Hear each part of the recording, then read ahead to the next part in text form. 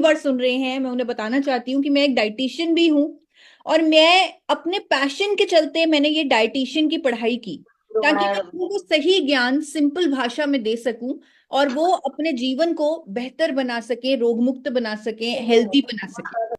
तो मैं सभी को बताना चाहती हूँ कि आज अभी जो एक वीक चल रहा है, नेशनल ओबेसिटी अवेयरनेस वीक है। यानी जैसे शुरुआत में शुक्ला जी ने हमें बताया कि ये जो मोटापा है, ये जो खाते पीते घर वाली बात है, ये बात कोई प्राउड की, गर्व की बात नहीं है। ये बात थोड़ी सी ध्यान रखने वाली बात है, क्योंकि मोटापा हर बीमारी का जड़ है, हर बीमारी का कारण है मोटापा। तो हमें सरकार ने एक नेशनल ओबेसिटी अवेयरनेस वीक बनाया हुआ है कि यहाँ पर हम कुछ ना कुछ एक्टिविटीज करके अपने देशवासियों को जागरूक करें कि उन्हें मोटापे के चंगुल में नहीं फंसना। जो ऑलरेडी मोटापे के चंगुल में फंसे हुए हैं उन्हें इससे बाहर आना है। जैसे आपको स्टार्टिंग में शुक्ला जी ने बोला कि जिनको आपने इस मीटिंग में इनवाइट किया है, एक बार पार्टिसिपेंट में जाकर चेक कर लीजिए क्या वो मौजूद हैं या नहीं। अगर वो नहीं मौजूद तो उन्हें कॉल कीजिए, लेकिन जूम तो हाउसफुल हो चुका है, तो आप YouTube के लाइव लिंक पर उन्हें जोड़ सकते हैं। क्योंकि मैं सही कह रही हूं कि आज की जानकारी बहुत ही ज्यादा जरूरी है पूरे इंडिया के लिए। पूरे देश को हमें ये जानकारी पहुंचानी है ताकि हम भी नेशनल ओबेसिटी अवेयरनेस वीक में अपना कुछ कंट्रीब्यूशन कर सकें। और ये जो प्रॉब्लम है ओबेसिटी की, यानी मोटापे की, पहले के टाइम में ये जो प्रॉब्लम थी ये शहर के लोगों में होती थी, लेकिन अभी जो रीसेंट स्टडीज आ रही हैं वो कह रही हैं कि गांव के लोग भी मोटे होने लगे हैं, गांव में भी मोटापे की प्रॉब्लम शुरू हो चुकी है। अब इस मोटापे की प्रॉब्लम को खत्म करना क्यों जरूरी है, या लोगों को जागरूक करना क्यों जरूरी है कि उन्हें मोटा नहीं होना, उन्हें अपना ख्याल रखना है, क्यों सरकार ने नेशनल ओबेसिटी अवेयरनेस वीक बनाया है? वो इसलिए क्योंकि मोटापा हर प्रॉब्लम की, हर बीमारी की जड़ है। जैसे शुगर की बीमारी है वो ज्यादा उन लोगों में होती है जो मोटे हैं, बीपी की बीमारी है वो उन लोगों में ज्यादा होती है जो मोटे हैं, कैंसर भी उन लोगों में ज्यादा होता है जो मोटे हैं, इवन हार्ट की प्रॉब्लम भी उन लोगों में ज्यादा होती है जिनमें मोटापा है। तो इसीलिए बहुत जरूरी है कि इन बीमारियों से बचने के लिए हमें अपने आप को फिट रखना है और मोटापे से दूर रहना है। और आपको एक मजे की बात बताती हूं, मैं जब इस पर रिसर्च कर रही थी, मैंने एक पढ़ा लॉ, कानून जो जापान में बनाया गया 2008 में, जिसे मेटाबो लॉ बोलते हैं। इसे ध्यान से सुनिएगा, बहुत हैरान होंगे इस लॉ के बारे में जानकर, इस कानून के बारे में जानकर। जापान में 2008 में एक कानून लागू किया वहां की सरकार ने कि अगर कोई पुरुष 40 से 74 साल की उम्र का है और उसकी कमर का साइज 33.5 इंच से ज्यादा है तो वो टैक्स देगा सरकार को, क्योंकि उसका ये साइज होना इलीगल है। जी हाँ, इलीगल है, गैर कानूनी है। उसे अलाउड नहीं है कि उसकी कमर का साइज 33.5 इंच से ज्यादा हो, तो वो गवर्नमेंट उस पर फाइन लगाती है। इसी तरह महिलाओं में जो 40 से 74 साल की उम्र के बीच हैं, 35.4 इंच से ज्यादा अगर उनकी कमर है तो उनको भी सरकार को फाइन देना पड़ेगा।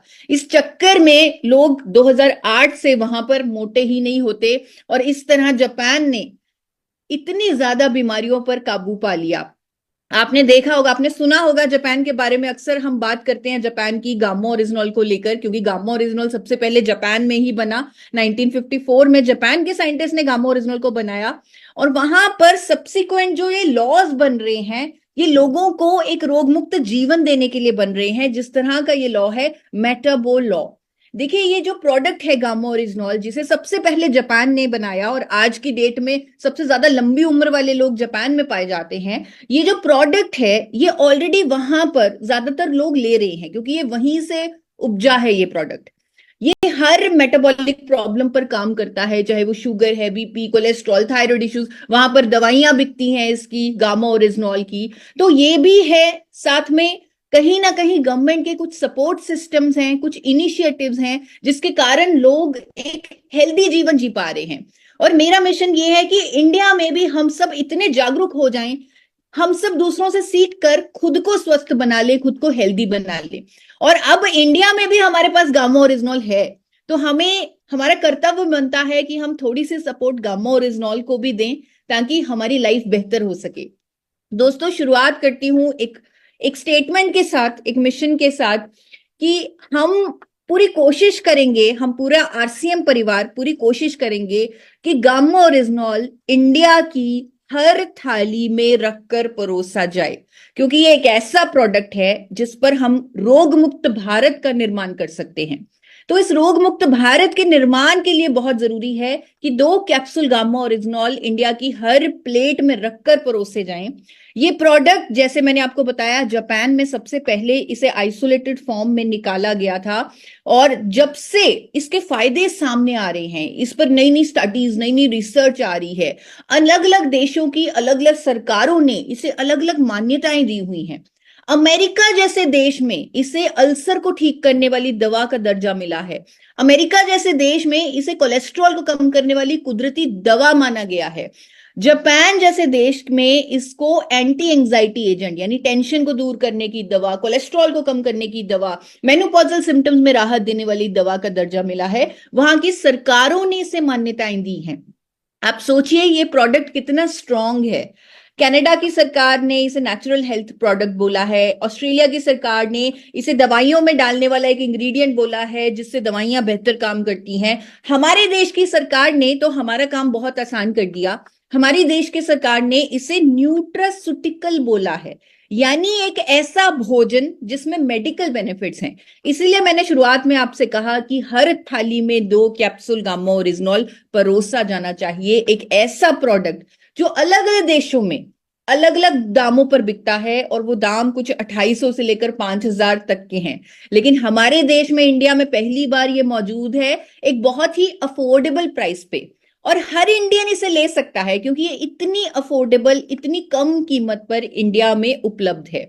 अनेकों प्रॉब्लम्स पर ये काम करता है, हम सब जानते हैं। गूगल पर चेक कर सकते हैं हम इसकी स्टडीज को, क्योंकि आज की डेट में आपको कोई भी ये बोल के नहीं जा सकता कि ये प्रोडक्ट अच्छा है सिर्फ अपने कहने पर।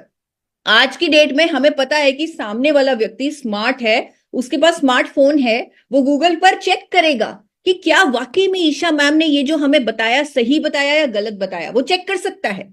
तो मैं चाहती हूं कि आप सब चेक कीजिए अपने फोन पर, गूगल पर, कि क्या वाकई में गामा ओरिजिनॉल कोलेस्ट्रॉल को रिड्यूस करता है, कैसे करता है, क्या वाकई में जापान की सरकार ने, अमेरिका की सरकार ने इसे कोलेस्ट्रॉल को कम करने की दवाई बोला है, क्या वाकई में उनके कैक ड्रग्स डेटाबेस में रजिस्टर्ड है, ये मैश ड्रग डेटाबेस में रजिस्टर्ड है। ये सब आप चेक कर सकते हैं।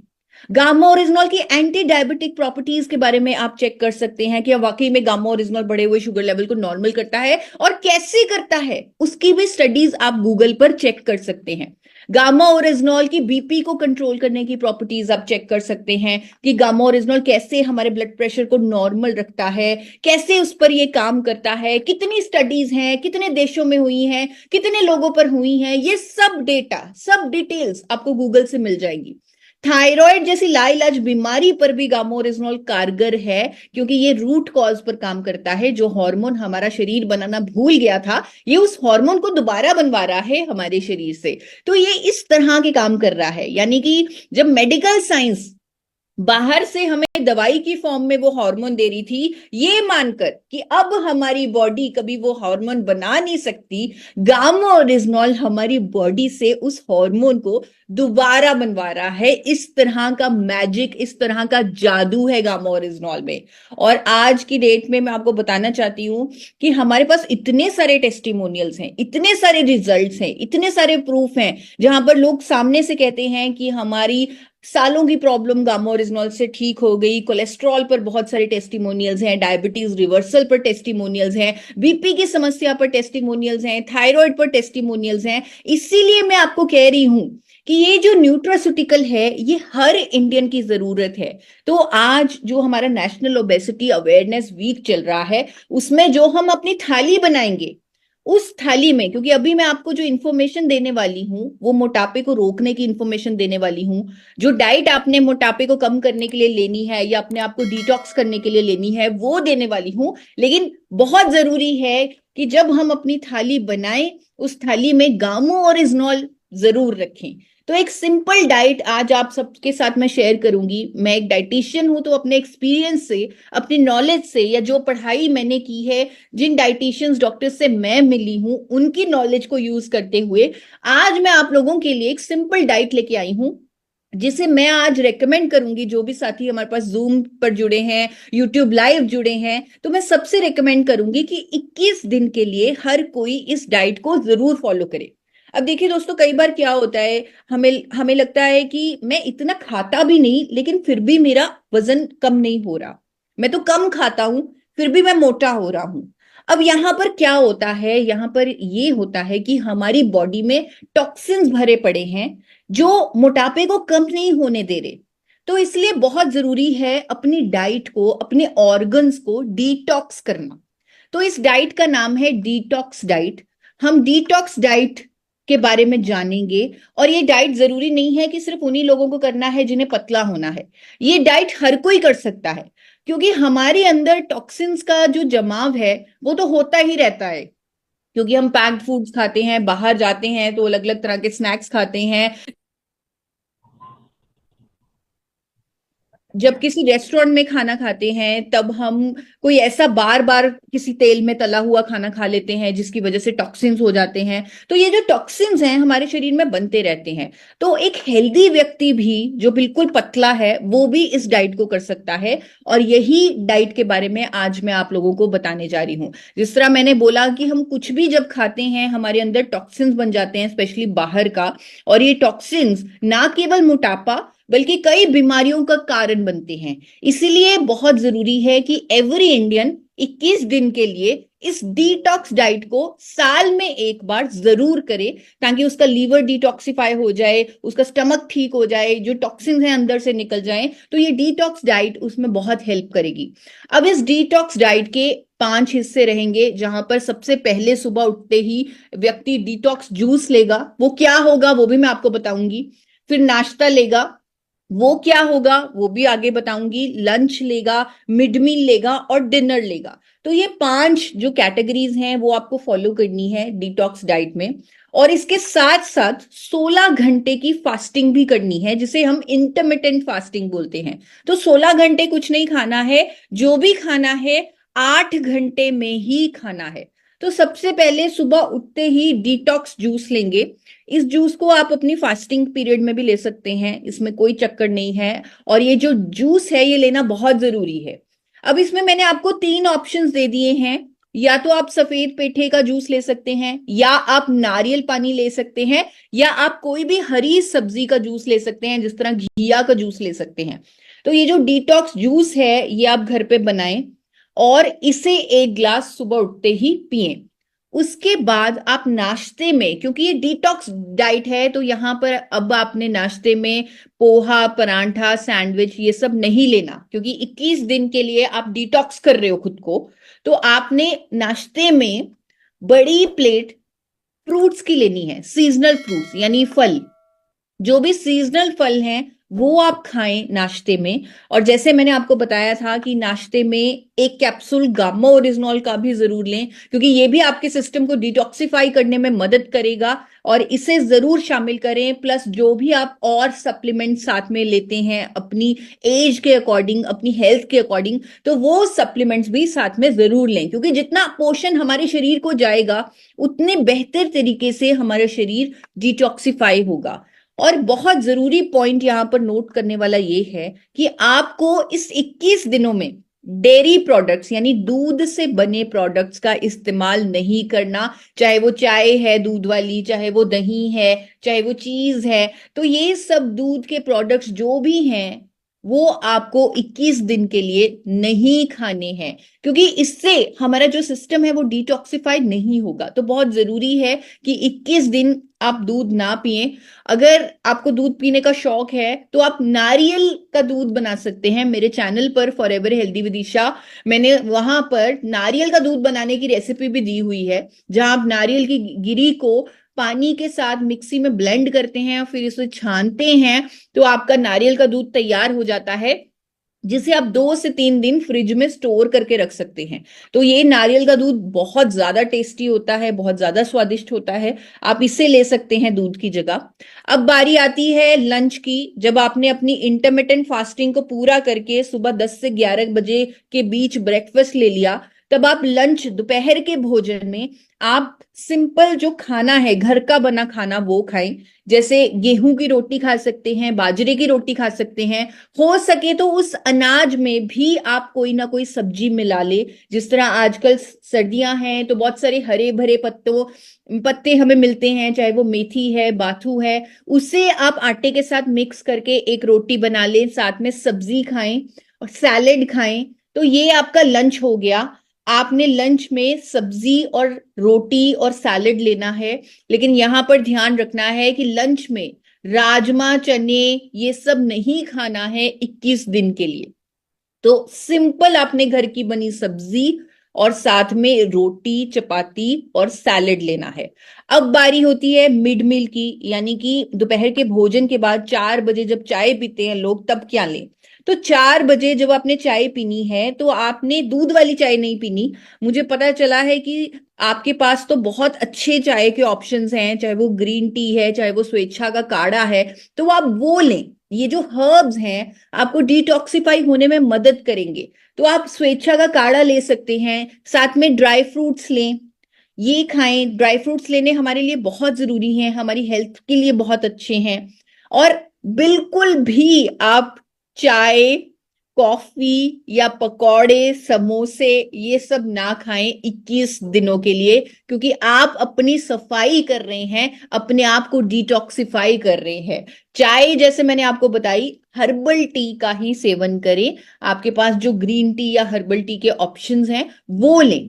अब डिनर की बारी आती है, तो डिनर में जरूर याद रखें कि आपको गामा ओरिजिनल तो लेना ही लेना है। सुबह आप एक कैप्सूल ले चुके हैं, 2 कैप्सूल हर रोज दिन में लेने हैं, तो दूसरा कैप्सूल डिनर में ले लें। और डिनर को आपने हमेशा हल्का रखना है इन 21 दिनों के लिए। यानी डिनर में आपको वेजिटेबल सूप लेना है और साथ में वेजिटेबल सैलेड लेना है। अब आप कहेंगे डिनर में मैम आपने रोटी तो बताई नहीं है। अगर हम रोटी डिनर में लेंगे तो हमारा सिस्टम डिटॉक्सिफाई नहीं हो पाएगा, इसीलिए डिनर में आपको रोटी को छोड़ना पड़ेगा। और मैं आपको यकीन दिलाती हूं कि अब जब आप बहुत सारा सूप पिएंगे और बहुत सारा सैलेड खाएंगे सब्जियों का, तो अपने आप आपका पेट भर जाएगा, आपको रोटी की इच्छा होगी ही नहीं। तो आप डिनर लें जिसमें सूप हो, और ये सब मत लें जैसे कि क्रीमी सूप या रोटी या चावल, ये डिनर में बिल्कुल मत लें। सिर्फ सूप और सैलेड लें। और अपना जो आपने सूप और सैलेड लिया है और आपका जो सोने का टाइम है, उसमें कम से कम 3 घंटे का गैप होना चाहिए, ताकि आपने जो खाया है रात को वो आपके सोने से पहले थोड़ा बहुत डाइजेस्ट हो जाए और आपकी बॉडी उस टाइम डाइजेशन से पूरी तरह फ्री हो जाए। जब आप सो रहे हो, बॉडी डिटॉक्सिफाई करे, खुद को टॉक्सिन्स को रिमूव करें। ये वीडियो, ये जो डाइट प्लान है, ये मैंने अपने चैनल पर भी डाला हुआ